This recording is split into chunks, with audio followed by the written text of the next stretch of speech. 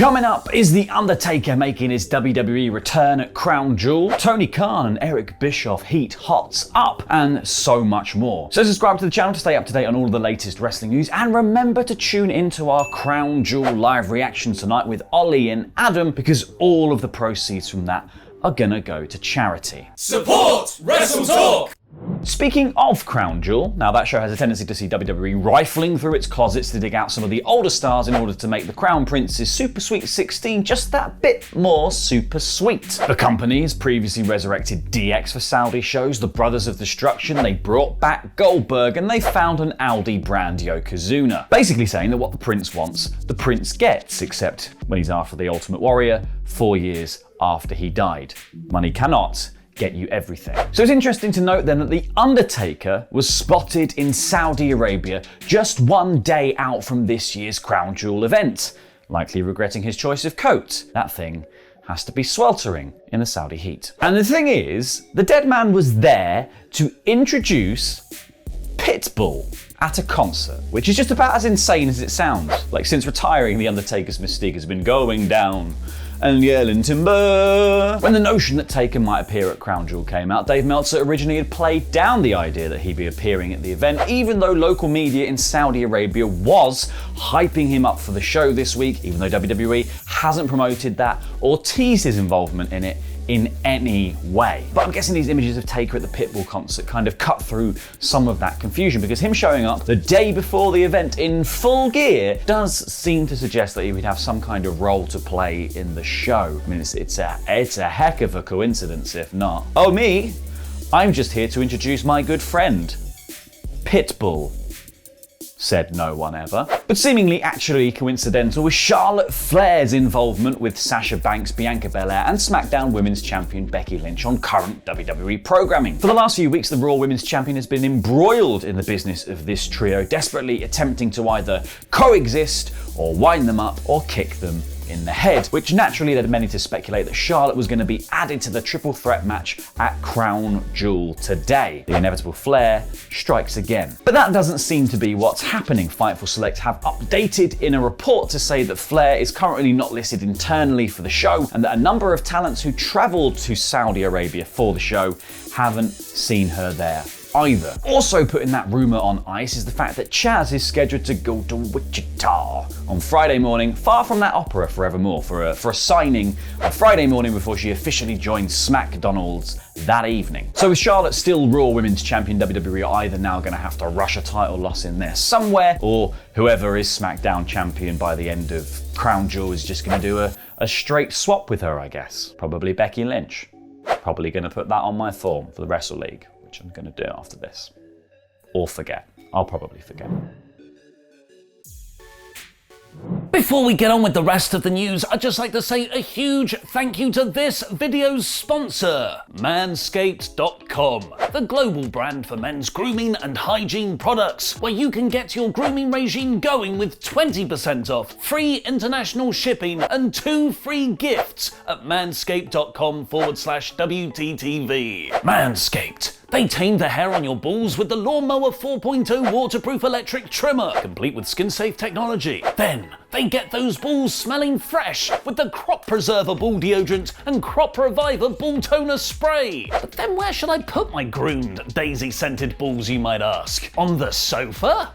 Maybe. In a sling? Droopy. In a sandwich?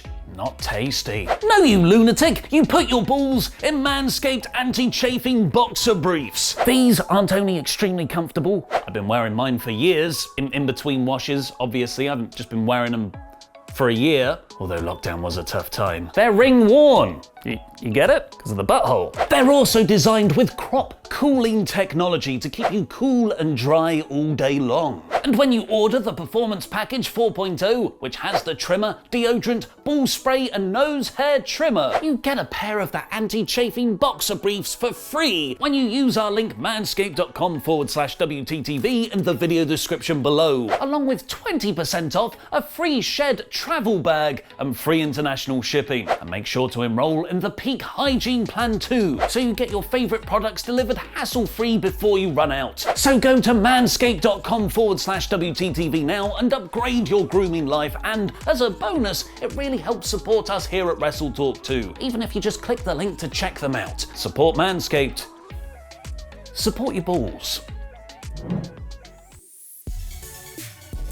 Popping the fence, while Tony Khan has strived not to be an on-screen character in AEW since its inception, he can't help being a character in real life and has been dragged into his fair share of feuds recently. Because obviously we're just coming off the back of the war of words over Rampage and SmackDown going head-to-head for the first time ever last Friday, in which Tony said some stuff about competition and things they would do to compete with WWE and counter-programming and that kind of thing. Something you would think would have earned him the respect of one Eric Bischoff, for obvious reasons. WCW being the obvious reason. But the Bish is nothing if not a fickle beast, because Bischoff spoke about this on his 83 Weeks podcast, essentially telling Tony to shut up and wrestle, otherwise rephrased as, do as I say and not as I do. Bischoff clarified slightly by saying that he doesn't think AEW is really going head-to-head with WWE, and that WCW was truly going head-to-head with WWF, but then he called AEW a cosplay competition rather than a real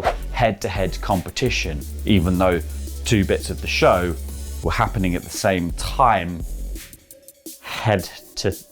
Now, considering that Bischoff has worked with AEW before, this might have come as a bit of a shock to poor old Tony Khan, who fired back on Busted Open Radio saying, I think Eric Bischoff is probably the last person anyone would expect to say that a president of a wrestling company should be quiet. But when it comes to head-to-head competition, we were in one this past week. It was only 30 minutes and I didn't ask for it. We were in our time slot and somebody came into our time slot aggressively. This is the first time on a Friday we've gone head-to-head like that. I was amused by Eric's comments. I like Eric when we're together, but this is the ultimate example, I think, of glass houses in some ways. Knowing how Eric conducted himself as the president of WCW, a Bish in glass houses shouldn't throw stones. And that was obviously the end of it. Bischoff took his own advice to shut up and just wrestle, and then decided to twist the knife, tweeting, "Truth could be painful, and this pain is going to be ugly." On to other news now, and WWE Hall of Famer Hacksaw Jim Duggan has been hospitalised and has undergone emergency surgery, according to his wife Deborah, who posted on Twitter saying, "Back where we don't want to be, please pray for Jim and his doctors as he has emergency surgery this morning. Thank you." Now, Duggan spent time back in the ICU in 2018 after being hospitalised due to heart issues, so this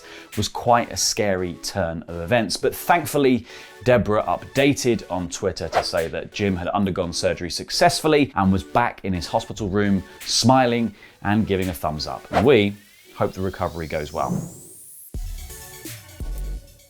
So, as me and Tempest discussed on yesterday's review podcast for NXT 2.0 over on the WrestleTalk podcast channel, go and check that out because I don't get to talk about NXT that much, there was a pretty hairy botch during the women's triple threat match between Io Shirai, Persia Pirotta and JC Jane. The latter of the three was the one who took a tumble on a suicide dive, not really gaining enough momentum, catching her 2 feet on the ropes and landing head first on the outside. Medical professionals were then called to ringside and the match continued without her as she was removed during the break. Now, as per Brian Alvarez on Wrestling Observer Live, Jane underwent a CT scan after the show, which she passed. But he did note that it was still unclear whether Jane will return in time for the Halloween Havoc 3-way tag team ladder match next week, as a clear CT scan doesn't necessarily mean she will be cleared for action right away. Now, the match that happened on NXT 2.0 was for the opportunity to spin the wheel in order to determine the stipulation for the match next week. Utterly pointless. But the match is going to see Io Shirai and Zoe Starks take on Indy Hartwell and Pirotta and Toxic Attraction. He's hoping Jane is clear to wrestle because this is a huge opportunity for Toxic Attraction, and they seem like the team to go with in this instance. And hopefully that event feel of Halloween Havoc might be able to boost the ratings for NXT 2.0, which have seen yet another decline. So Brandon Thurston of WrestleNomics said Tuesday's episode was watched by an average of 606,000 viewers. This is down from the 632,000 viewers who tuned in last week on October the 12th, and is the lowest total viewership the show has drawn since the pre-reboot September 7th episode, which drew 601,000 viewers on average. Now, in the key 18 to 49 demographic, the show earned a 0.14 rating, which is roughly 180,000 viewers in that demo. This is also down from the 0.15 last week's show received. It's fair to say that this week did have some stiff competition though, in the form of the Warriors-Lakers NBA game, MLB, and NHL. Plus, it lacked a big pre-advertised main event angle as last week's show did. But it did see Johnny Gargano return and sort of become a face again, which is great. Bring back Rebel Heart. Bring back Rebel Heart. And finally, let's talk about Mustafa Ali, who is set to lose against Mansoor in Saudi Arabia this evening. So I was about that, pal. Ali has had an interesting time during his WWE tenure. He joined 205 Live off the bat, coming to the main roster with little pomp or circumstance, went to main event for a bit, became the short-lived leader of Retribution, a real dead-end storyline there, and now is tagging with Mansoor, only to have broken things up to facilitate this match, which he will now lose in Saudi Arabia. Thankfully though, Ali seems to have a positive outlook on life. That's good, you need that, and was willing to ask management if there was anything that could be done at all to get more TV time. In an interview with Metro, he said, "You gotta go and ask the hard questions. I went up to Vince McMahon himself and said, what am I missing? Too polished? Too clean? Too nice? I don't know if you have it in you." Ouch. But thankfully, Ali then pitched the idea of slowly turning heel through his matches on main event, which then landed him the role as the leader of Retribution. I mean, in hindsight, it wasn't really a massive step up, but it did come with TV time, and that was the goal. Bless you, Ali. I like your attitude. I think you're great. AEW controversy, Charlotte Flair heat, Crown Jewel unhappiness, our review of NXT and more.